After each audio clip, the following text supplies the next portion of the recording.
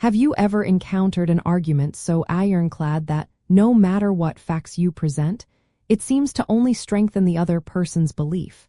It can feel incredibly frustrating to debate a point when logic and evidence seem to fall on deaf ears. Well, you can spot conspiracy claims that are immune to evidence by recognizing their fundamental reliance on a tactic where any disproving information is reinterpreted as further confirmation of the conspiracy itself.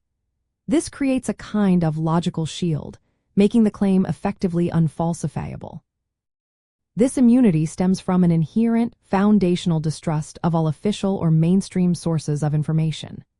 Within such a belief system, proponents assume that anyone who provides counter-evidence, or any institution that contradicts the theory, is part of the conspiracy.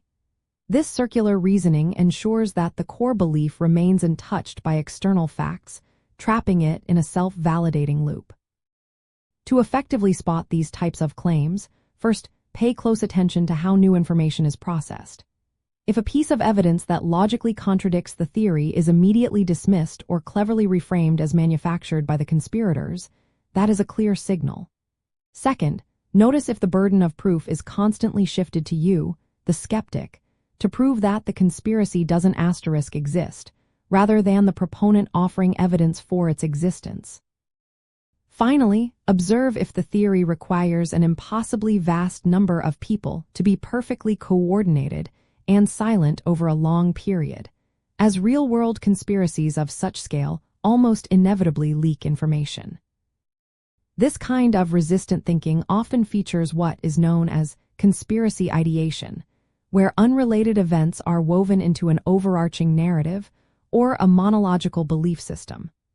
In these systems, belief in one conspiracy theory often correlates with belief in others, making the entire structure resilient to specific factual debunking.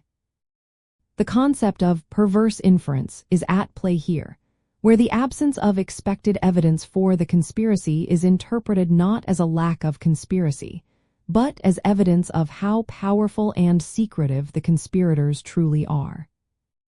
By recognizing these patterns, you gain a valuable skill in understanding when a discussion has moved beyond a quest for truth and into the realm of an entrenched belief system. This insight helps you preserve your mental energy, focus on verifiable information, and engage more effectively with productive conversations based on shared facts and critical thinking.